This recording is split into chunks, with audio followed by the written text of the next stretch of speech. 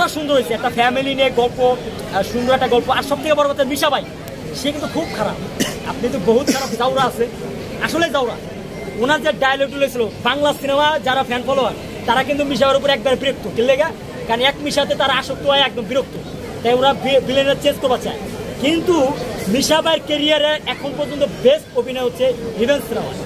উনি যে অভিনয়টা করছে, আর একটা বিষয় এখানে ফোকাস করা হয়েছে রিভেঞ্জ সিনেমা, প্রতিটা মানুষের রিয়েল, আবার রিয়েল মানুষের মধ্যে কিছু ফেক মানুষ আছে, ঠিক আছে? এরকম একটা বিষয় আছে যে আজকে আমার চোখের সামনে হয়তো মিশা ভাই আছে, এমন আছে মিশা ভাই নাই, এরকম একটা টুইস্ট মূলক কিছু আছে।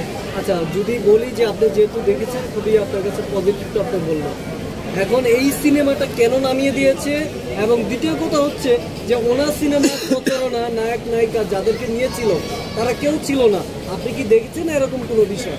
হ্যাঁ, অবশ্যই দেখেছি।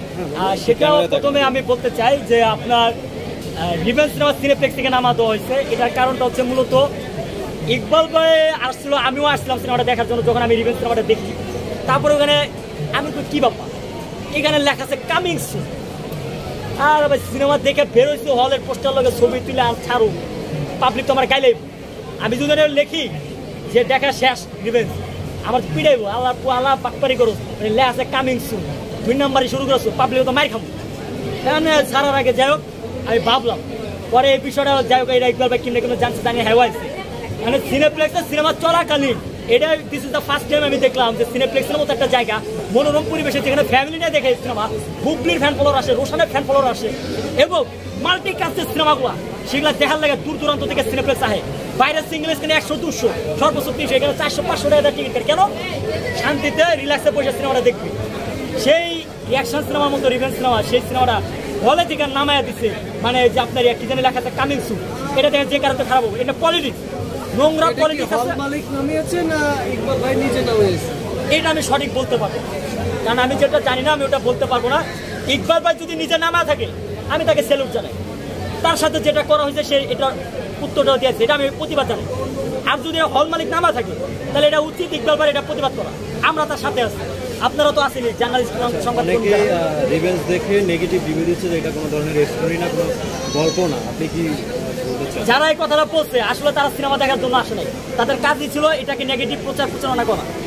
আমি আগেই বলি, ব্যক্তি ইকবাল ভাই প্রডিউসার ডিরেক্টর হিসেবে কেমন এটা যারা সিনেমা দেখে তারা বলতে পারবে, আমিও জানি।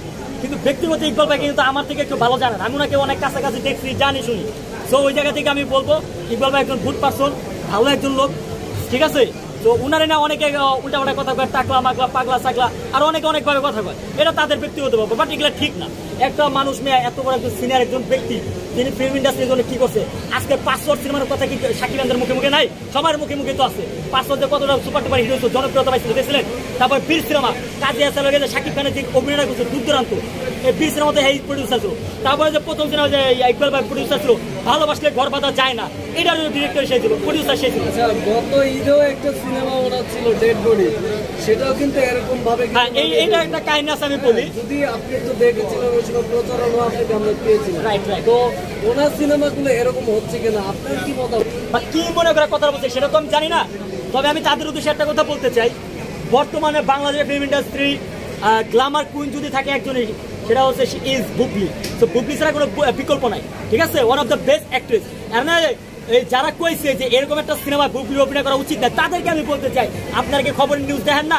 প্রডিউসার ডিরেক্টর তার বুবলির পিছনে দৌড়ায়, এরা দেখেন 10টা না 12টা সিনেমার এমন অফার আছে। তারপরে সেটাই বলছে যে বুবলির মতো একজন সিনিয়র নায়িকার এই ধরনের মানে বাজে একটা সিনেমায় অভিনয় করা ঠিক হয় না, এটা ভুল। এটা আপনারা যখন বুবলি আপুকে দেখতে পারবেন, তার কাছ থেকে আপনি জানা নিয়েন, এটা আসলে বাজে সিনেমা না, আসলে সুন্দর একটা সিনেমা, মৌলিক গল্প এবং ফ্যামিলি নিয়ে দেখার মতো সিনেমা।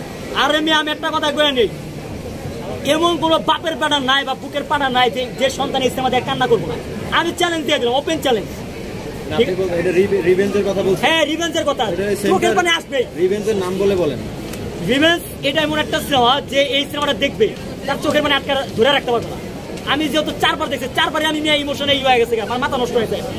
কাজী হাসানের মতো একটা লোকরে কুকুরের সাথে লালা খাওয়ায় আমি এরকম একটা অভিনয় করছে, কি একটা চ্যালেঞ্জিং এর সাথে অভিনয় করে দেখছেন।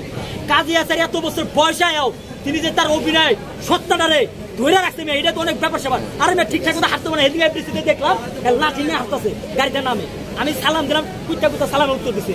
আর হেয়ার মতো মানুষ সিনেমার মধ্যে যে চাপড় ছেলের মতো অভিনয় করছে এতেই বোঝা যায় যে না একটা মৌলিক গল্প বা আসলে দেশে এখনো অনেক অভিনেতা অভিনেত্রী আছে।